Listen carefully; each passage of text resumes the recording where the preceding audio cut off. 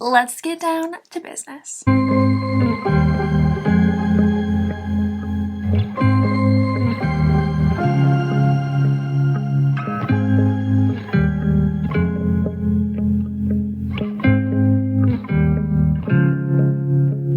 Hey guys, what's up? Welcome back to my channel. If you're new here, I'm Sutton. I'm an indie author of 4 young adult romance books. It ranges from friends to lovers to fake relationships to second chance romances. So if you're interested, check out the links down below, available on all major platforms. Welcome back to my channel. Today, we're going to be talking about beta reads, more specifically my new process of beta reads or updated process, talking about why beta reading is important and all of that fun stuff. Now, if you remember, I did talk about beta reading, I think last May, maybe? I did a whole series about my beta reading process back then. It was 3 videos. It was very fun to film, but I kind of wanted to go in and just give an updated little talk about it. That series might be a little bit more in depth in terms of what kind of questions I asked my beta readers, but if you are curious for more of that, I'll leave those videos linked down below. I am going to do a run through of what questions I do ask, but in that video I do go more in depth as to why and all that stuff. Before we hop into today's video, if you are new here, don't forget to tap that subscribe button because I post videos 3 times a week. 1 video is a sit-down video like this. The other 2 are vlogs. Guys, I love vlogging. It is one of my favorite things to just talk to you guys. I love it so much. I also am hosting live streams, so go over to my community tab to check out when my next live stream is. And don't forget to tap that like button because likes really do help me out and it helps me know what you guys like to watch on this channel. I suppose without further ado, let's hop in. In my personal opinion, I do think that beta reads are one of the most important processes of writing a book. Specifically, it's because you're getting that first round of feedback from a reader that would help you improve your novel. Professional editing is really important too, but beta reading is kind of like the first step before it. It's very important. Up until this point, you have probably been the sole person looking over this manuscript. These 2 eyes have been the only eyes on your work in progress, which is fun. But transitioning to having new eyes look at it can be daunting. This process is important because since your eyes have most likely been the only eyes on your manuscript, your eyes become used to seeing the words that you wrote. And in your head, the story is crystal clear. It is so crystal clear why my main character does this thing that she does. And it's so crystal clear why this character likes my main character. However, sometimes it's not that clear. So when somebody comes along to read that book, they go, why does he like that character again? And it's hard because even though you see why, the reader might not see why. And that's because your brain fills in the gaps in your writing. You know it's supposed to happen that way, so of course you're going to see it happen that way. But a new perspective will come in and be like, oh, those dots don't quite connect. So that's why beta readers are very important. Because they're coming in, they're a fresh perspective, they got fresh eyes, they're looking at your manuscript, and they're coming in with a thought process of, okay, how can this be better? What's confusing about this? What do I like about this? What do I not like about this? They're supposed to be doing it from a place where they want to help you improve. That's why you gotta find good beta readers. More on that later. Do not go into a beta reading process thinking, my book's perfect, I'm just doing this step so I can check it off my list and get on to publishing. Don't do that, okay? If you have that mentality, don't waste everybody's time. But that mentality is not a good mentality, so don't have that mentality. You should want to improve your manuscript because, yes, you are writing it for you, but you also want it to be fun from a reader's perspective, not just a writer's perspective. Perspective. There we go. Yes, you loved writing it, but you also want it to be a lovable read, right? And sometimes there can be a disconnect between what you wrote and how it comes off as a book as a whole. So that's why beta readers are mega important because, like I said, they fill in the gaps, they're a new perspective, and yes. I've learned so much from my beta reading feedback, so much that I thought came across the way I wanted it to, but no, it came across the entirely opposite. The total opposite.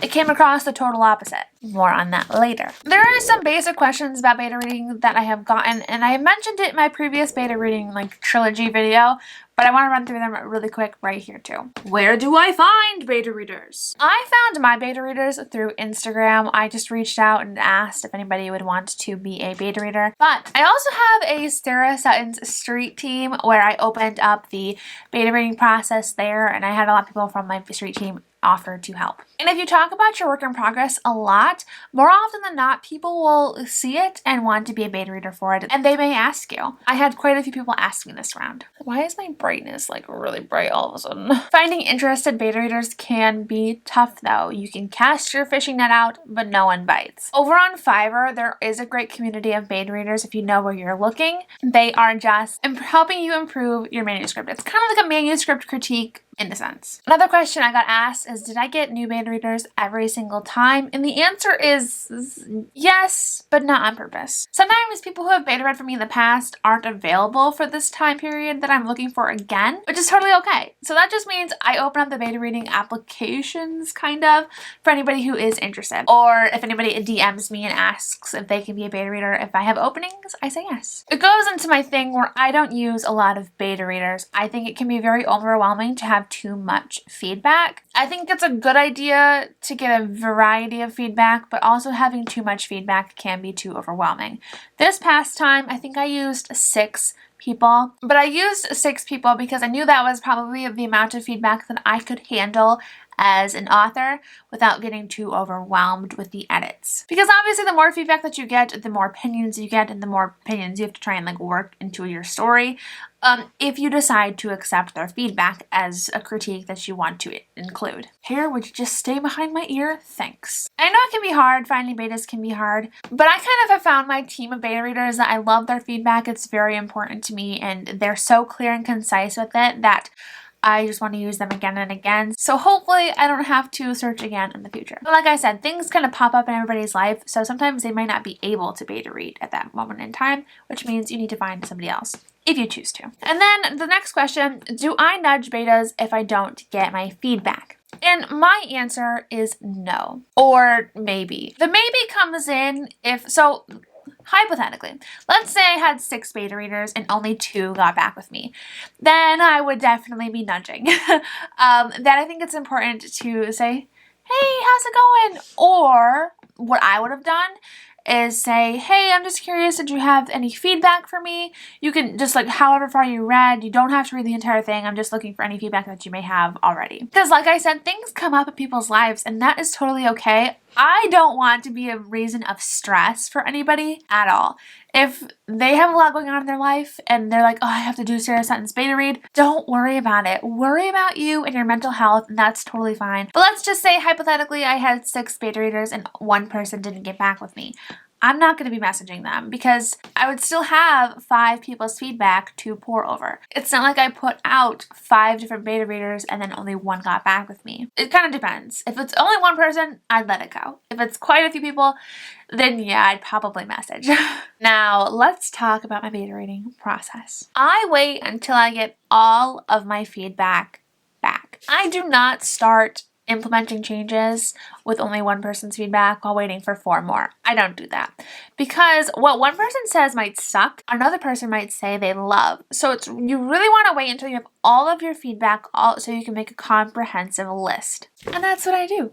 So I take out my handy dandy notebook and I jot down the good and the bad. Every single good and every single bad that somebody says.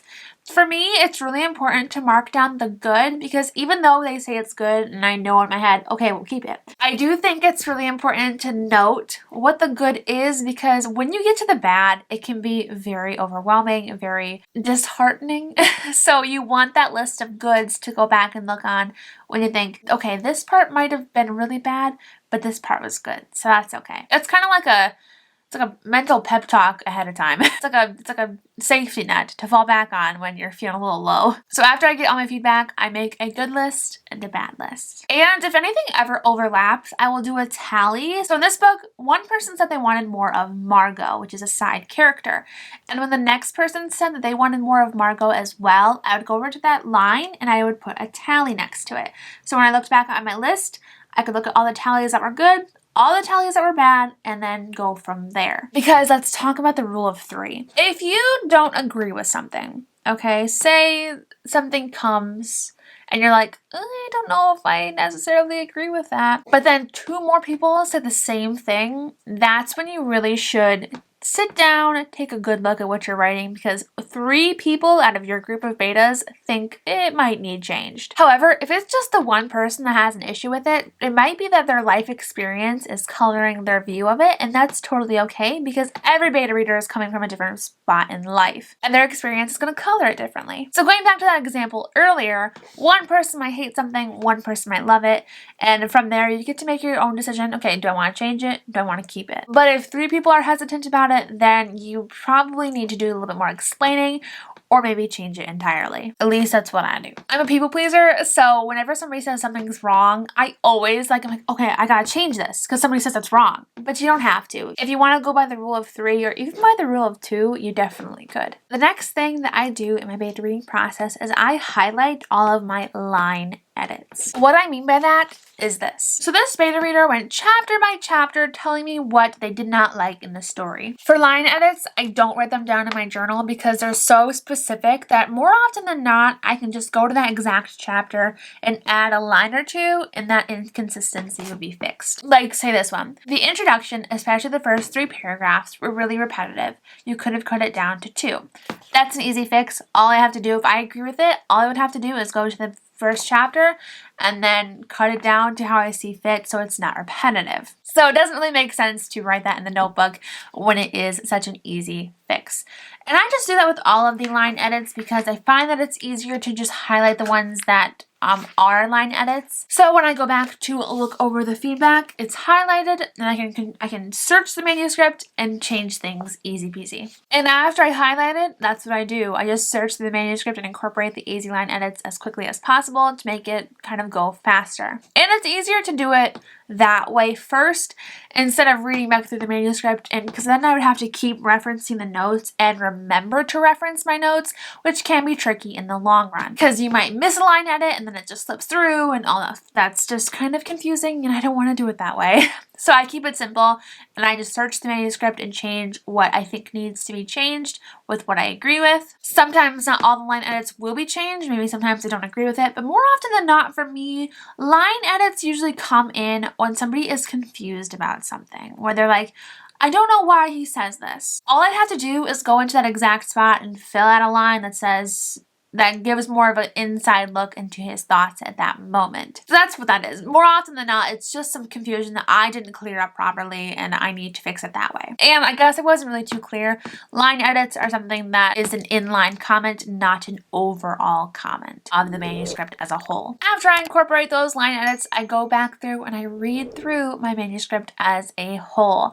So I start from chapter 1 and go all the way to the epilogue. And that way I can make changes as I go to line changes. Say I don't like how this is worded, I would change that. And that's kind of when the big picture edits come in. I edit the big picture edits as I go. So let's say somebody says that they don't like how this scene played out, but it could play out a different way. And I like the different way. I would read the book, and once I got to that spot, then I'd make that change. I wouldn't skip ahead and make that change because sometimes what comes before affects that spot. So it doesn't make too much sense to jump to a big major edit and then go back and then change some stuff. And then I have to come back and change the big major edit because it no longer fits with the lead up that I gave. Does that make any sense? So I go through and I just read through, and when I come to the big major fixes that I need to change, I do it then. I just read it through consistently. Guys, I love this sweater. I love the neck on it.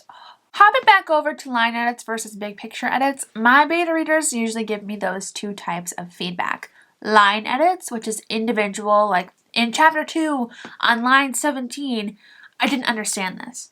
Versus big picture edits where the pacing towards the end needs a little bit of tweaking. Those are the 2 different kinds of feedback that I normally get, the line and the big picture. For me, both are equally important. Line edits usually improve certain sections, cutting out the confusion, adding in the clarity, turning it from good to great. Whereas overall comments really help the story as a whole, so think pacing. And like I said before, with line edits, sometimes confusion can be cleared up with just 1 paragraph. Now, not every beta reader might be this detailed. Sometimes they may be vague. What you can do then is you can always email the beta reader and ask them to clear up the vagueness in their response. Say that they said that something wasn't thought out well. You can always go back to them and say, well, what part of it didn't feel right to you? What do you think it should have been like instead? Instead of just swallowing that vagueness, you can always turn it back around, ask them some clarity questions.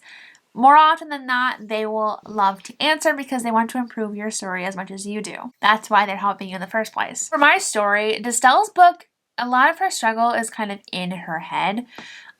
It's kind of a confidence issue for her, which is hard because when something is so much in a character's head and it's not described out to other characters, it can come across not well. Which is something I struggled with in this book, and which is something that beta readers pointed out to me. Because yes, Destelle knows why she's doing this, and I knew why she's doing this, but she doesn't always voice her thoughts well. So that was something I had to clear up in the beta reading process that I'm still working on. It doesn't take me too long to incorporate beta edits. I'm kind of a fast writer as it is, and my brain just kind of quickly figures out things I need to change. So typically it takes me about 2 to 3 weeks to incorporate beta feedback. If I'm doing it consistently, it would be 2 weeks, but if I'm taking breaks throughout, which I think breaks are important, it would be more like 3 to 4 weeks. The beta reading process is very important because it really does give a new perspective, like I said in the beginning. And while the beta readers have the manuscript, it's important to be hands-off. You don't want to make any changes after the betas have their manuscript because then it risks that some of their feedback could be redundant. I like to give my beta readers 1 month to read, which gives me time to take a break from that story. I'm a firm believer that breaks from a manuscript are important because it gives you a new perspective when you come back to it, gives you fresh eyes, and it's easier to look at it a bit more objectively. Really quick, I want to run down the questions that I ask my beta readers. If you guys want to know more about the questions, definitely head over to those other videos because I do actually have I think it's a PDF that you can download for these questions linked in those videos. So definitely head over there and watch so you can get those resources. For my beta readers, I always like to ask, what's right first? I want them to give me positive things first because when I'm going into the manuscript review notes, I don't want to be bombarded with negativity right off the bat. Particular scenes that you enjoyed, things you liked about the book, theme or writing style, characters you enjoyed, etc. Then I always ask what's wrong. So plot inconsistencies, other stuff that bugs you that doesn't fit into the confusing or missing categories. I do have 2 other categories like that is different from the what's wrong, so I'll go over those now. So what's confusing? Plot holes, characters you couldn't keep track of, elements that didn't make sense. And then what's missing is a very fun box because it's challenging the reader to imagine what the book could have been like if a different scene was added. So they're using their creativity to help you with your creativity. Did you feel like any character should have had more or less to their story? So maybe I had a character that kind of fell on the wayside and they wanted more of them. A lot of people said Margot. Were there any names of people / places that didn't work for you? This one can be cut because really it's a personal preference. And then I ask, on a scale of 1 to 10, how much did you enjoy reading this book? What is your opinion on the book's length? And then I have a choice of too long, too short, or just right. What were your final thoughts on the main character? They could say they hated her, and then I would know I need to go back through and fix her. Were you ever emotionally affected by the plot and or characters? How did you feel at the end of the book? Satisfied, unsettled, disappointed? Were there parts of the book that were slower than they should have been, or were you lost interest? And then the catch-all. This is the field for any feedback that didn't quite fit somewhere else / general comments. So those are the questions that I ask my beta readers. And with those questions, I get an insane amount of feedback. Feedback that I feel like improves my novel by a ton. Using 5 beta readers does help the feedback to be more well-rounded and gives me a lot of things to look over. And it also helps me to use the rule of 3. So if 3 people think, oh, this is really tough, like that's a good gauge that I need to go back and change it. Even if 2 people said the same thing, then I would seriously consider changing it as well. I think the beta reading process is one of the most important processes, like I said, but it also can be the most fun because you're getting that first reader perspective for the very first time more often than not, and that's you that use like alpha readers, which I don't. This is the first time that anybody is looking over my manuscript, so it's nerve-wracking, but it's also so fun to get their feedback because the things that you might have been uncertain about, to see that they enjoyed is kind of really heartwarming. You know, it makes you feel good good about what you're doing. And sometimes you will get some negative feedback. Like I got some feedback that kind of was like, oh, that hurts. But I took it from a writer's perspective. I want to improve this book as much as possible because they just want to help me improve and I want to improve. So that's why the beta reading process is so important to me. But yes, I think that's all that I had to talk about with my beta reading process, you guys. And I guess let's jump in really quick to how I'm feeling about my beta reading process right now. I am on chapter 19 of my beta reading edits right now. They're not due until April 1st, technically March 31st. They're not due until March 31st, so I do have quite some time to continue to work before I send it to my copy editor. But right now, I'm feeling really good about where I'm at with my beta reading feedback as a whole. I had a lot of vagueness and a lot of confusion in my manuscript because, like I said in the beginning, when you're writing and when you're reading your own stuff, your brain fills in those gaps and you won't see the things that are confusing. You won't see the plot threads that you've lost along the way. You won't see the plot holes. In your head, you know exactly how you want it to play out. You know exactly how you think you had it play out. But when you get a new perspective, sometimes you might realize that, oh, I didn't explain that very well, did I? I never brought that character back. So it's really important to get that round of feedback, and right now I'm enjoying making those edits. I love doing this because I love watching my manuscript grow stronger with each pass. Let me know down below, have you ever done beta reading for your manuscripts before? And if so, what was your experience like? Because I'm excited to hear and excited to talk about that with you in the comments. Like I said, it can be a really daunting thing, but it also can be an amazing thing. It's something that I really enjoy doing, and I can't wait to cheer you guys on when you start your beta reading process. If you like this video, don't forget to give it a thumbs up and tap that subscribe button so you don't miss out on any new videos from me. Like I said, I do videos 3 times a week and host live streams on this channel where we do some writing sprints and productivity sprints. So if you ever wanted to come join the community here, tap that subscribe button and tap that notification bell so you don't ever miss an upload. I'm Sarah Sutton. I'm an indie author of 4 young adult romance books. All links down below, and I'll see you guys next time. Bye.